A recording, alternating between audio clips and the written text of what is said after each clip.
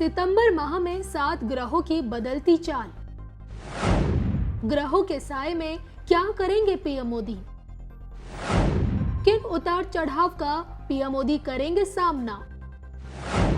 देश की राजनीति में आएंगे कितने बदलाव? पड़ोसी मुल्कों के साथ भारत के कैसे रहेंगे रिश्ते? देश की ढहती अर्थव्यवस्था का क्या हाल होगा? बता रहे हैं ज्योतिषाचार्य मयंक शर्मा जी, वो भी सिर्फ धर्म ज्ञान पर। नमस्कार, धर्म ज्ञान में एक बार फिर हमारे दर्शकों का स्वागत है। मैं हूं आपके साथ कविता राणा, हमेशा मौजूद है हमेशा की तरह जाने माने ज्योतिषाचार्य मयंक शर्मा जी। धन्यवाद कविता। और धर्म ज्ञान के सभी दर्शकों को मेरी ओर से बहुत बहुत नमस्कार। वैदिक शास्त्र कहता है कि ग्रहों की बदलती स्थिति व्यक्ति की जिंदगी में बहुत बड़ी भूमिका निभाती है, और जो कि सितंबर के इस महीने में एक नहीं दो नहीं बल्कि 7 ग्रह राशि परिवर्तन कर रहे हैं। सूर्य, बुध, शुक्र, शनि, राहु, केतु और गुरु का जो ये राशि परिवर्तन है, आखिरकार पीएम मोदी की राजनीति में कितना बड़ा बदलाव लाएगी। जी हाँ, 7 ग्रहों के साए में देश का भविष्य क्या कहता है, हर पहलू पर जानेंगे। लेकिन आइए ये जान लेते हैं पीएम मोदी जो कि वृश्चिक लगन के हैं, और ऐसे में इन 7 ग्रहों की छाया पीएम मोदी की कुंडली पर क्या कुछ कहती है। मैं जी बिल्कुल, देखिए जो ये ग्रह परिवर्तन हो रहा है, जैसे कि आपको अभी बताया है कविता ने कि इस माह में जो ग्रह परिवर्तन होंगे वो बहुत ही अहम रोल अदा करेंगे आने वाले काफ़ी समय तक, क्योंकि राहु केतु जो है 23 सितंबर को बदल रहे हैं। वो एक राशि में 18 महीने तक रहते हैं, तो 18 महीने बाद राशि परिवर्तन हो रहा है, इसका बहुत बड़ा इम्पैक्ट पड़ेगा। शनि जो है 29 सितंबर को वक्री चाल तक चल रहे थे, फिर वो मार्गी हो जाएंगे, और गुरु भी मार्गी चाल चलनी शुरू कर देंगे, और जो कि 22 नवंबर तक यहाँ पर धनु राशि में बैठेंगे, फिर नीच के हो जाएंगे। तो काफ़ी कुछ परिवर्तन रहेगा। सूर्य, बुध, शुक्र का परिवर्तन हर माह होता है, तो ये जो परिवर्तन होने जा रहा है ये काफ़ी कुछ बदलाव लाएगा देश दुनिया की राजनीति में।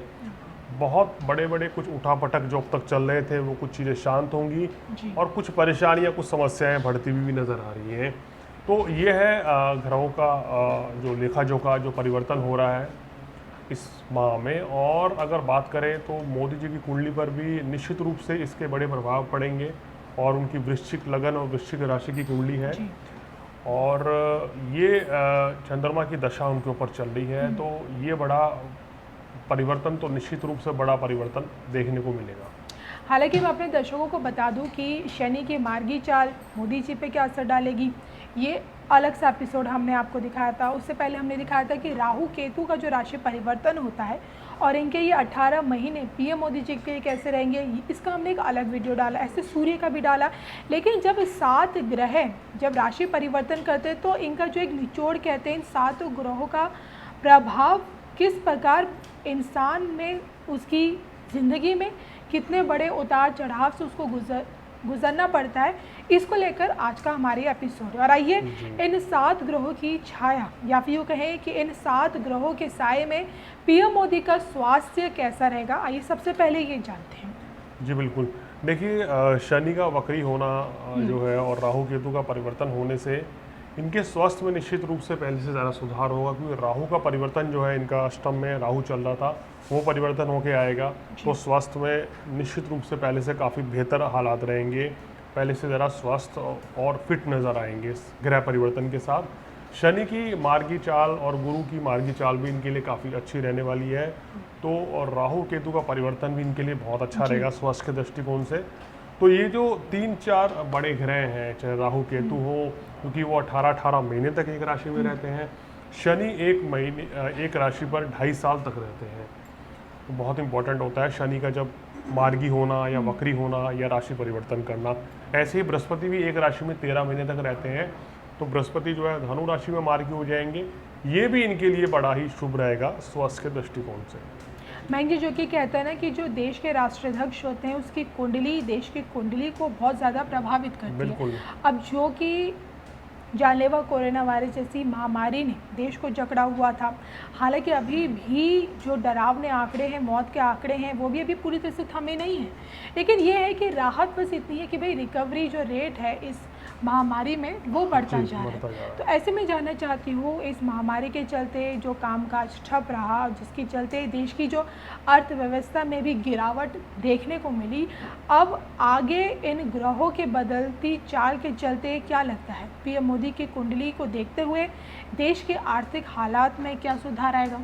देखिए बिल्कुल, हाँ, बड़ा अच्छा आपने प्रश्न किया है। जो आर्थिक स्थिति में सुधार जो नज़र आएगा वो 23 सितंबर के बाद से नज़र आएगा, जिस समय राशि परिवर्तन हो जाएगा राहु और केतु का, और ये परिवर्तन जो है बड़ा ही सकारात्मक रहेगा।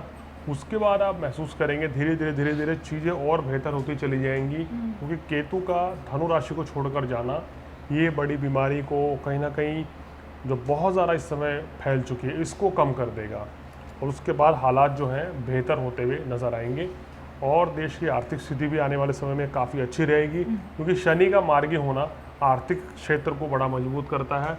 आर्थिक स्थिति देश की बहुत अच्छी रहेगी। मैं जी इसी से जुड़ा मेरा सवाल है, जो इस महामारी के चलते लोगों की जॉब्स छूट गई, कई लोगों के काम धंधे बंद हो गए, क्या लगता है आपको?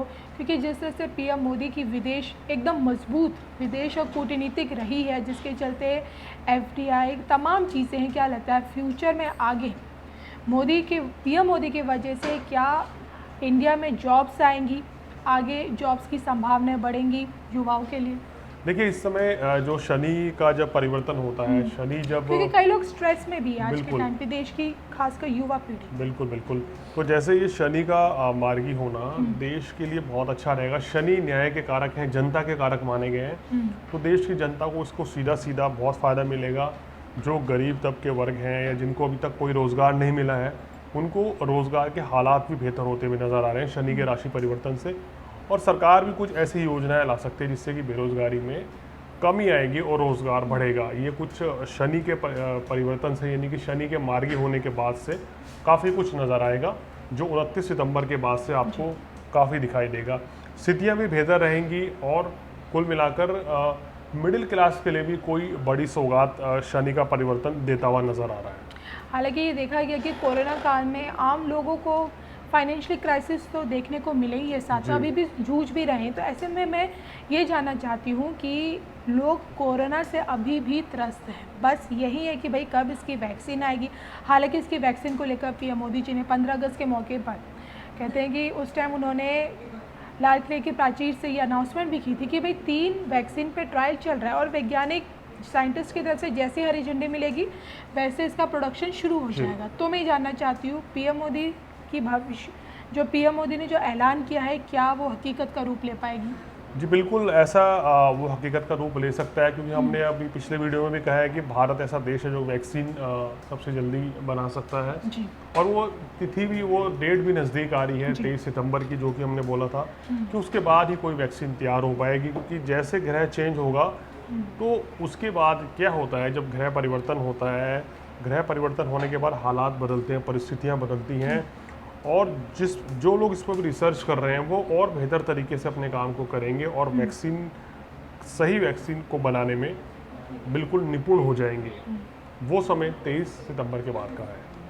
वहीं अगर देखा जाए तो इतने प्रधानमंत्री आए गए, लेकिन पीएम मोदी जी पहले एक ऐसे प्रधानमंत्री हैं जिन्होंने प्रधानमंत्री के पद पर जैसे ही वो आए, उन्होंने सबसे पहले देश की कहते हैं कि फॉरेन पॉलिसी पर जोर दिया। देश की क्या कहते हैं आर्थिक कूटनीतिक स्तर पर देश को मजबूत बनाने की कोशिश की। तमाम तरह के उन्होंने देश दुनिया के तमाम दौरे किए, ताकि भारत के अपने पड़ोसी मुल्कों के साथ जो रिश्ते हैं वो मधुर रहे, मजबूत रहे, और जिसके चलते व्यापार जो हो वो बढ़ता जाए। ऐसे में जानना चले कि 2 पड़ोसी मुल्क हैं, चीन और पाकिस्तान, जिसके साथ पीएम मोदी जी ने कई दफ़ा दोस्ती की पहल की, लेकिन अंत में चीन और पाकिस्तान ने हमेशा से दोस्ती को ठुकराया है।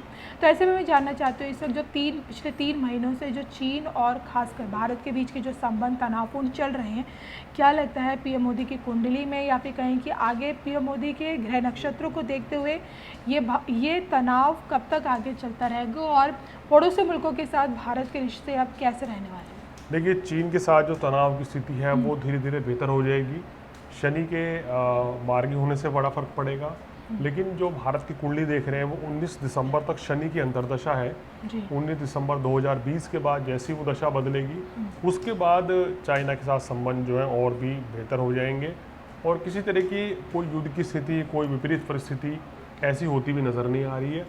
और पड़ोसी देशों के साथ भी भारत के संबंध जो हैं 19 दिसंबर 2020 के बाद ही मजबूत होंगे। ये हम पहले से भी वीडियो में कहते आ रहे हैं जी और एक समय हमने ये भी बताया था कि भारत के पाकिस्तान के अलावा और पड़ोसी देशों के साथ भी संबंध खराब हो सकते हैं। तो ये सब प्रेडिक्शन हमने करी है।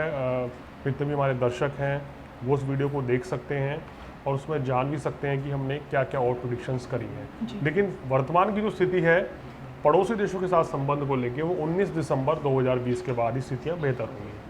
जाते जाते बस ये आपसे जानना चाहते हो, इस महीने जो 7 ग्रहों का राशि परिवर्तन हो रहा है, इन ग्रहों की बदलती स्थिति के साए में पीएम मोदी को खासतौर पे किन चुनौतियों का सामना करना पड़ सकता है? देखिए जो राशि परिवर्तन है उनके लगन में अगर हम देखें तो केतु आ जाएगा, सप्तम में राहु, ये भाग दौड़ को दिखाता है। इस समय जो सरकार है, जो खुद मोदी जी ऐसा फैसला लेंगे, पहले से ज़्यादा भाग दौड़ देखने को मिलेगी, पहले से ज़्यादा प्रयत्न करने को मिलेंगे और चुनौतियाँ तो देखिए उनकी बढ़ेंगी। उनके पास इतनी बड़ी जिम्मेदारी है, पूरा देश को संभालना है और हर तरीके से बेहतर करके चलना है। तो चुनौतियाँ बढ़ेंगी लेकिन अपने काम को बेहतर तरीके से भी अंजाम देंगे, ऐसे कुछ ग्रह स्थिति भी बताती हुई नज़र आ रही है। तो ये हमने मयंक शर्मा जी से जाना कि सितंबर के इस महीने में जो कि 7 ग्रहों का राशि परिवर्तन हो रहा है और ग्रहों की बदलती स्थिति में आखिरकार पीएम मोदी की कुंडली पर ये कैसा असर डालेंगे, पीएम मोदी को क्या उतार चढ़ाव इस महीने देखने को मिल सकता है। तो इसी के साथ मुझे और मयंक शर्मा जी को दीजिए इजाज़त। इसी के साथ जाते जाते मैं अपने दर्शकों को बता दूँ कि अगर आपकी कुंडली विश्लेषण से संबंधित कोई सवाल है, अपनी कुंडली दिखाना चाहते हैं, घर के वास्तु से संबंधित कुछ पूछना चाहते हैं, तो कोई भी प्रश्न हो, ज़िंदगी में कोई भी परेशानी चल रही हो जिसका समाधान आप ज्योतिष शास्त्र के ज़रिए ढूंढ रहे हैं, तो स्क्रीन पर दिख रहे इस नंबर के ज़रिए आप सीधा मयंक शर्मा जी से संपर्क कर सकते हैं। और इसी के साथ हम दोनों को दीजिए इजाज़त। नमस्कार।